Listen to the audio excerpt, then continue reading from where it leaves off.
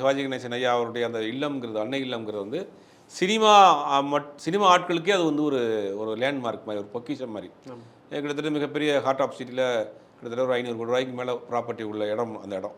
Joint ஃபேமிலியாக இருக்கிறாங்க எல்லாரும், அண்ணன் தம்பி எல்லாம் சேர்ந்து உள்ள ப்ராப்பர்ட்டி. ஆனால் என்னென்ன சிக்கல்னா, ஒரு ஜாயின்ட் ப்ராப்பர்ட்டியே எப்படி வந்து இவங்க மேலே மட்டும் பண்ணாங்கன்னு தெரியல. ஒருவேளை அது ஏதாவது டாக்குமெண்ட் அவர் பிளெச் பண்ணி பணம் வாங்கியிருக்கிறாருன்னா, ஒரு சிலர் அட்வொகேட் சொல்கிறாங்க, இல்லை அவங்களுடைய போர்ஷன் மட்டும்தான் அதில் பண்ணுவாங்க அப்படிங்கிற மாதிரி சொல்கிறாங்க. இது வந்து ஒரு தனிநபராக வாங்கப்பட்ட ஒரு விஷயம். இன்றைக்கி வந்து ஒரு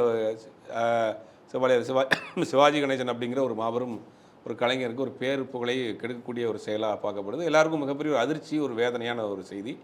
இதை தொடர்ந்து சம்மந்தப்பட்ட 2 பேரும் பேசிகிட்டு இருக்கிறதா கூட சொல்கிறாங்க.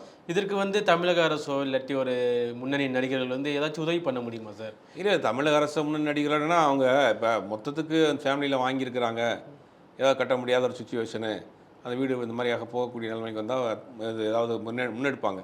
இது அந்த குடும்பத்தில் இருக்கக்கூடிய ஒருத்தர் சொந்த படம் எடுக்கிறாரு, அந்த படத்தை மொத்தமாக அவங்கள்ட்ட கொடுத்துட்டாங்கன்னா அது அந்த கடனை முடிஞ்சு போயிடும். இந்த அரசாங்கம் எப்படி தலையிடும்?